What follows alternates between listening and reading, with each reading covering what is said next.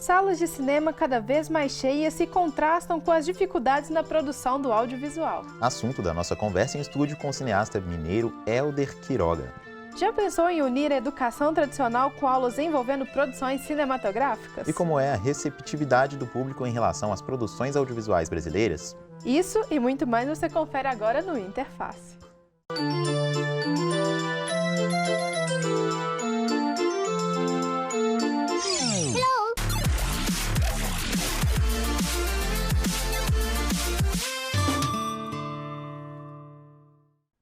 De acordo com o levantamento da Ancine, 2015 foi um ótimo ano para o setor cinematográfico brasileiro. Foram 172 milhões e 900 mil espectadores nas salas de cinemas por todo o país. Um crescimento de 11,1% em relação a 2014. E acompanhando esse avanço, a renda gerada em bilheteria subiu 20,1%, o que resultou em 2,35 bilhões de reais. Foram mais de 3 mil salas em funcionamento no ano de 2015, o maior número desde 1977. E em 2016, essa realidade não parece ser diferente. Já foram lançados comercialmente 107 longas-metragens brasileiros. Mas como será que o público mundial tem visto essas produções nacionais?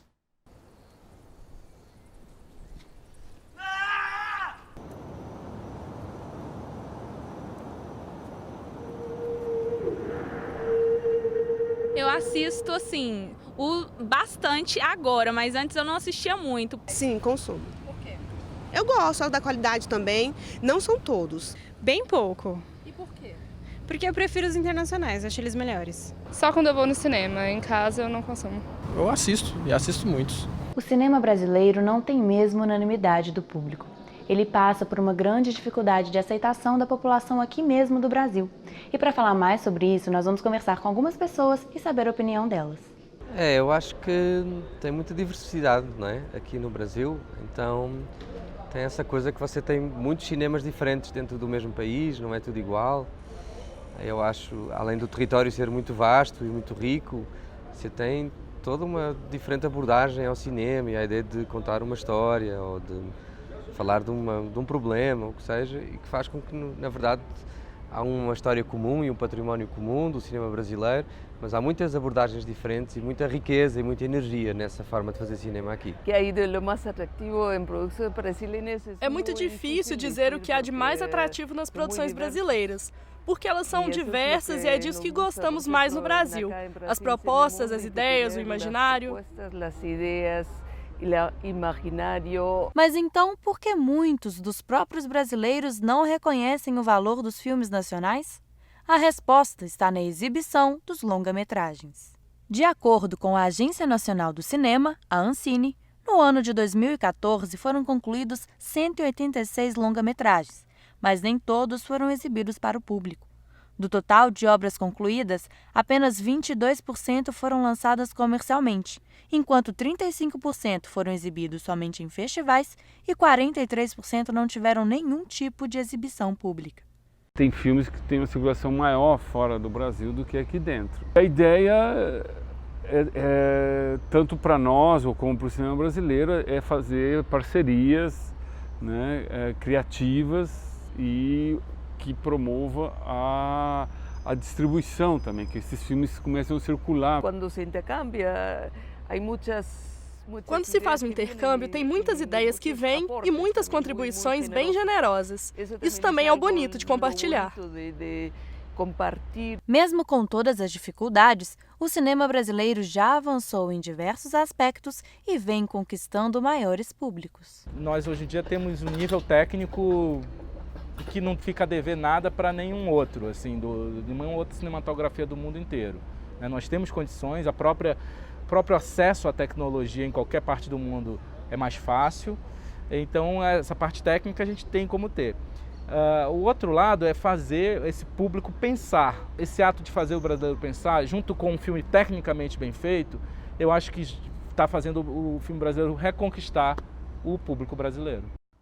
A produção audiovisual cresce a cada dia e é preciso entender como isso interfere na vida das pessoas. Com o aumento das bilheterias, será que o mercado, para quem deseja ser produtor, também segue a mesma tendência? E a lei de incentivo ao cinema nacional realmente funciona?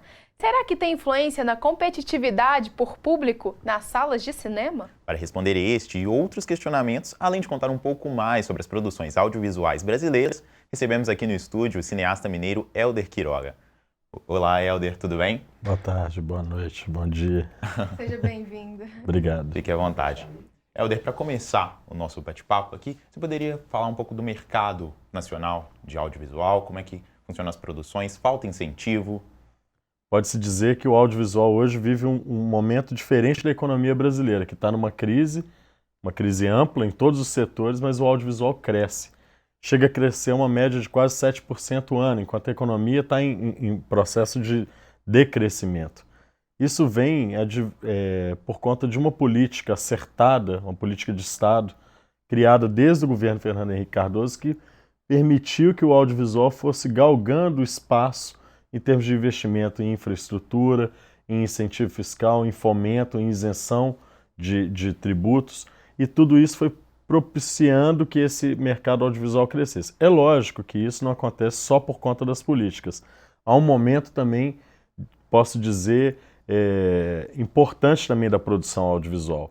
Novos cineastas, novas linguagens, novos filmes, que vêm tendo uma sintonia muito maior com o público, que de alguma forma está se interessando mais por esse cinema nacional, perdendo o preconceito antigo criado ali pela pornochanchada, pelo cinema nacional na década de 80, por aí. E voltando nessa questão do público que você está dizendo, você acha então que a recepção do brasileiro para essas produções nacionais tem sido positivo, assim como internacional também? Como que a gente é visto lá fora? O público brasileiro começa, de fato, a se interessar mais por esse cinema, que começa a chegar às televisões, às salas de cinema, dos shoppings, inclusive salas de cinema populares. E óbvio que o público vai se identificar mais. Está ali a cara do Brasil, está ali a cara dos personagens brasileiros. Muito mais eu me identifico com o personagem do Alto da Compadecida do que com o Homem-Aranha, isso é garantido. Ou com o Capitão Nascimento do Tropa de Elite do que com um filme americano que venha tratar sobre uma temática semelhante. Então essa característica de uma política acertada em torno da Agência Nacional de Cinema, da Secretaria do Audiovisual, juntamente com as políticas regionais e as TVs públicas, a aproximação desse filme do mercado mais popular e a identificação cultural, acho que são elementos que compõem essa mesa. Além dessas produções de entretenimento que lotam as salas de cinema, você acredita que existem produções que se preocupam com a função social? Eu acho que o cinema ele já tem um pouco a função social dele implícita. Ou seja, quando um cineasta, um roteirista, um produtor busca uma temática para dialogar com o público, ele de alguma forma está querendo o quê? Revelar alguma realidade que esse público não vê no cotidiano ou que não é destacada pelo cotidiano, que é um pouco a função até essencial da linguagem cinematográfica, que é observar para um objeto, uma situação de uma forma diferente. O seu curta-metragem, o Egu, Os Mistérios do Mar, foi vencedor do Grande Prêmio do Cinema Brasileiro de 2016 e foi exibido em vários festivais. E pensando nessa questão dos festivais em si, qual que é a importância deles? Acho que os festivais têm uma importância de tentar ser um primeiro percurso de teste para as produções na relação com o público, na relação com o mercado audiovisual. E aí você tem nesses festivais um ambiente que é uma espécie de ecossistema do audiovisual. Produtores, distribuidores, críticos de cinema, todas essas pessoas circulam por esse universo e vão validando ou não o que está sendo apresentado. Agora, não é o festival um termômetro específico para se o filme vai ou não ser aceito pela população de uma maneira geral.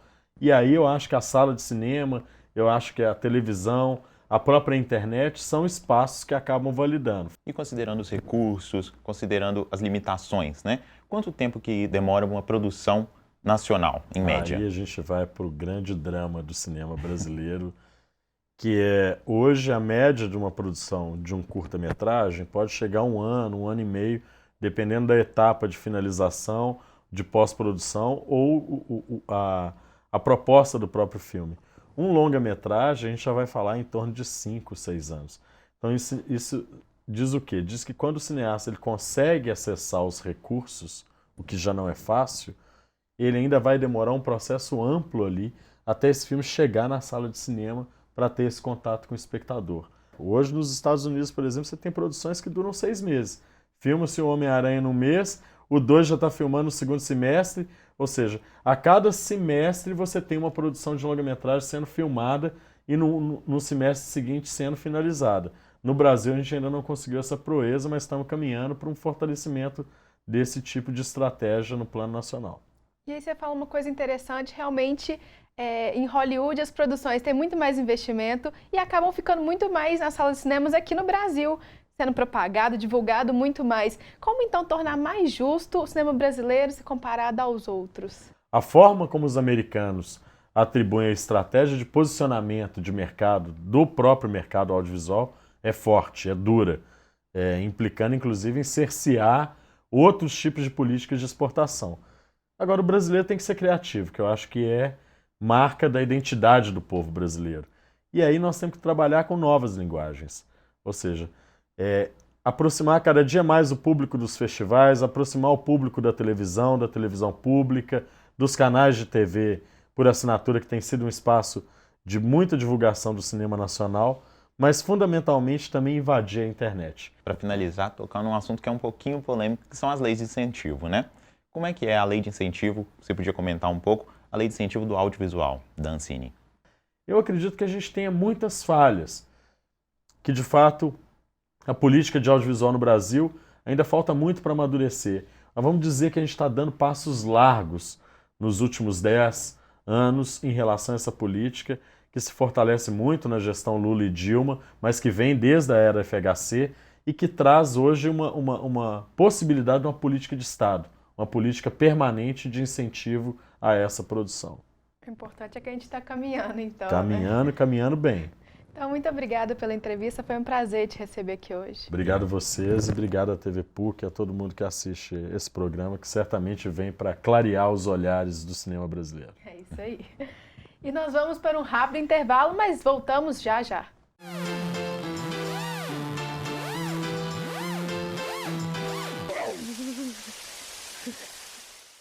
O cinema deve estar atento ao que é feito no mundo, deve estar atento aos novos cinemas que são feitos, às novas formas de fazer cinema, mas na mesma manter-se fiel à sua brasileiridade. O cinema é diferente da televisão, né? A gente não tem essa questão do retorno do público fazendo mudar o direcionamento de uma produção, ou a conceituação, ou o final.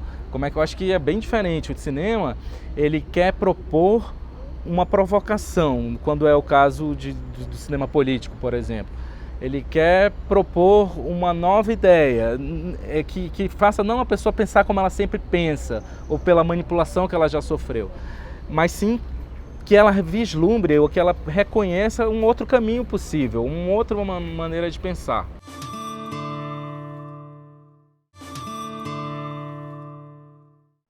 Divertir e ensinar. A junção entre o audiovisual e a educação básica infantil pode ser uma alternativa para conquistar o engajamento de muitos alunos. Além disso, o cinema é capaz de conscientizar, sensibilizar, envolver e alertar para importantes questões do dia a dia. Pois é, mas a tarefa não é simples assim. É preciso investimento para que as escolas possam estimular a interação de jovens e crianças com as produções nacionais. E o que será que as crianças pensam da união entre o audiovisual e as aulas tradicionais? Isso você descobre na matéria a seguir. Os parentes são doidos. É por isso que eu sou o seu brinquedo favorito. O audiovisual hoje é uma janela social do mundo, né? Através do cinema a gente conhece culturas, conhece países, né? Comportamento, atitudes. E através dessas exibições de filme a gente sempre tem abordagens importantes com a participação de jovens, de crianças, sobre o que eles estão vendo, né? E criar um senso crítico sobre os filmes em exibição. O cinema é ponte para um pensamento, o cinema é experiência, uma experiência artística. A partir do momento que os meninos, as crianças, adolescentes saem da escola e vão para um cinema, assistir uma sessão e debater sobre o filme, o efeito é muito, além do efeito ser imediato, porque essa experiência já de sair da escola já é muito positiva, existe o efeito que o cinema próprio proporciona, independente para quem for. Que o cinema não é só um filme, né? O cinema é a experiência de você estar dentro de uma sala, estar em comunidade, num telão, é sonhar acordado. Então, todo mundo sonha acordado. E ainda tem o debate e o que ficou do filme, ele perpetua ao longo da vida. E a tarefa de unir o conhecimento e acrescentar um olhar crítico, ainda na fase de formação dos indivíduos, pode ser um desafio para os professores que trabalham com tão poucos recursos. Acho que o maior desafio que eles encontram são os recursos que as escolas públicas, sobretudo, têm de desenvolver atividades fora da escola. Então, a gente tem várias atividades fora da escola que propõem uma experiência artística para os alunos, adolescentes, crianças, até adultos do Jovens Aprendizes. E aí não tem muito recurso financeiro que possibilite com que essas crianças e esses adultos ou jovens saiam das escolas. Então, acho que é o maior desafio que os educadores encontram estando dentro da escola. Nesse convite que nós tivemos do Cine Teatro para trazer as crianças, isso para eles foi uma alegria tremenda, porque dentro da instituição nós não temos esse divertimento para o aluno. E tudo hoje, tudo tem que ser pago. Um cinema tem que ser pago, um ônibus. A condição dos alunos não oferece recursos, né? A escola, a instituição não oferece recursos e a família também não. Hoje nós trabalhamos muito com o quê? Com quadro. A gente não tem... existe uma deficiência muito grande nas salas de aula, né? E essa possibilidade, essa oportunidade de poder estar fazendo isso, eles terem acesso ao cinema, né, é extremamente importante, porque ali eles conseguem vivenciar um outro mundo, uma realidade, né, que, na teoria, ela é totalmente diferente daquilo ali que eles estão vivenciando dentro de uma sala de cinema.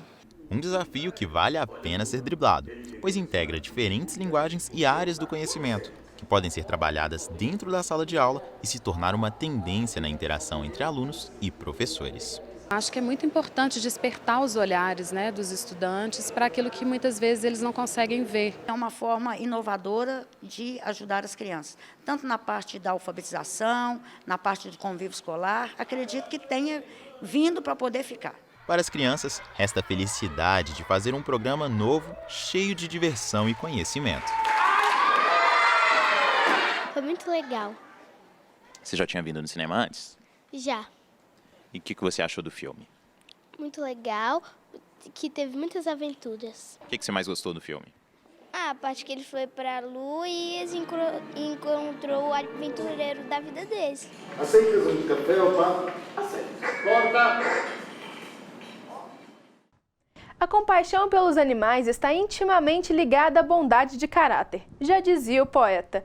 E foi esse amor pelos animais, aliado à paixão pelo cinema, que fez com que Shirley Fraguas criasse o documentário Por Eles.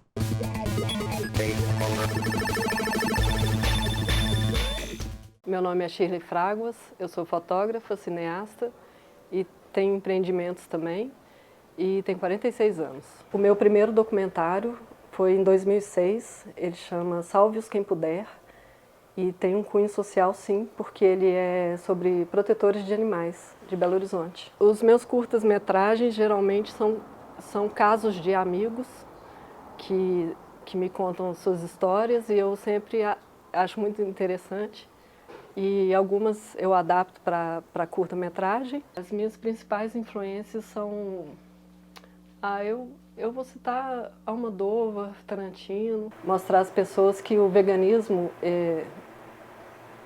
não é nenhum bicho de 7 cabeças. É possível ser vegano sem passar fome, sem deixar de ter uma qualidade de vida boa. Ser cineasta no Brasil é muito complicado. Para mim é muito complicado, né? Porque eu não faço parte de grupos, eu sou independente, então os meus filmes geralmente não têm verba, eu mesma que faço os meus filmes, ou com a ajuda, se for curta-metragem, com a ajuda da possibilidade de tempo dos atores, né? Então, para mim é muito difícil. A ideia de criar o Por Eles foi muito pessoal e também que não tem uma demanda muito de documentários sobre veganismo que não mostrem cenas de maus tratos. O Por Eles, ele não tem cenas de maus tratos, são só depoimentos. Com o meu documentário Por Eles, eu espero causar um impacto positivo nas pessoas, mostrando que o veganismo é possível a gente viver sem essa crueldade enorme que a indústria causa nos animais. O legado que eu pretendo deixar é a consciência, né? Mostrar para as pessoas que os animais, eles são sencientes, eles têm sentimentos, eles sentem dor, sentem alegria. E a minha forma de mostrar isso, de conseguir expressar com o meu trabalho, é mostrando isso em vídeo, em fotografia e vídeo. O meu conselho é se você tem um sonho, ir atrás dele, né?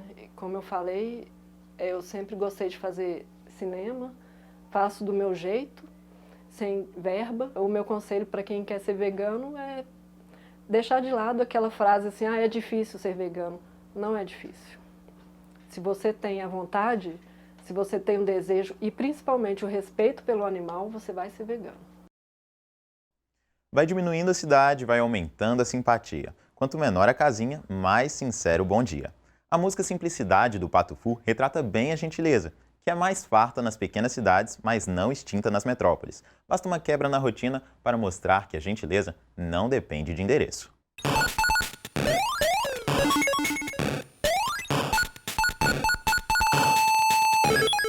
Para mim, gentileza é você poder, por exemplo, ceder um lugar para uma pessoa que tenha mais idade. Para mim isso é crucial. É você saber olhar o outro. É você saber que não se transita só em âmbito privado, que quando você transita em âmbito público, sempre tem um outro junto de você. É tratar bem as pessoas em qualquer situação, sem preocupar se é algum amigo, um desconhecido, um parente, sem importar quem. Gentileza pode ser tanta coisa que, olhando assim, não parece encaixar na matemática frenética dos passos contados, dos olhares treinados, dos ouvidos apurados para a sobrevivência no caos. Gentileza é do tipo que parece escapar do nosso dia a dia, ganhando espaço na agenda vez ou outra, nas horinhas vagas. Pode chegar a ser tão rara que, quando nos deparamos com ela, somos capazes de contrariar nosso corpo treinado para a pressa, só para congelar uma imagem que foge do nosso roteiro diário. No dia a dia, eu acho que falta gentileza, o respeito com o próximo. Muitas vezes eu vejo pessoas não respeitando as outras, falando de forma grosseira. No trato entre as pessoas. Ele disse que eu falei da divisão de espaço, no trânsito. É um exemplo muito contundente disso. Falta gentileza, assim, num por favor, um obrigado, as coisas mais simples, assim, para fazer o dia da pessoa ser melhor, né? E tanto é assim que às vezes é preciso criar uma agenda específica, um encontro carimbado para lembrar que gentileza é do ser humano, não importa onde ele esteja. Ser cortês é algo para se pôr na bagagem, assim como uma roupa ou outro acessório qualquer, e foi isso que o circuito da Praça da Liberdade fez com um encontro num ambiente gentil por natureza. Pôs todo mundo em um mesmo ritmo para mostrar que o corpo ganha molejo quando a vontade de aprender é somada à gentileza de ensinar. Também pôs no meio do caminho animais de olhares apelativos para, no clique da consciência, despertar a gentileza com os bichinhos, que muitas vezes são bem mais gentis que muita gente por aí. São de cenas como essas, de gente equilibrada, ensinando os outros a se equilibrar, que estamos carentes nessa vida de cordas bambas, carentes de pessoas que espremem dentro dos figurinos as almas gigantes do sorriso, fazendo a gentileza de nos alegrar. Carentes até mesmo da gentileza desses pássaros que trazem uma sinfonia bem diferente daquelas buzinas que insistem em nos lembrar que tudo na metrópole é cronometrado. Quero mais dias como esse, onde a simples harmonia das cores faz dos movimentos arte. Quero deixar de olhar os semáforos para ver telões com mensagens bem mais interessantes. Quero mais dias que permitam ver em um único quadro o desabafo de tantas e tantas pessoas que, estando ao nosso lado, não têm coragem para se expressar. Gentileza gera gentileza, e nem é preciso ser profeta para se lembrar. Mas obrigado por me ouvir. Foi um prazer estar com você. Espero ter outras conversas assim. E o nosso programa fica por aqui, mas semana que vem estaremos de volta com mais Interface. E se você quiser rever esta ou outra edição do Interface, não deixe de conferir o canal da PUC TV no YouTube. Até semana que vem!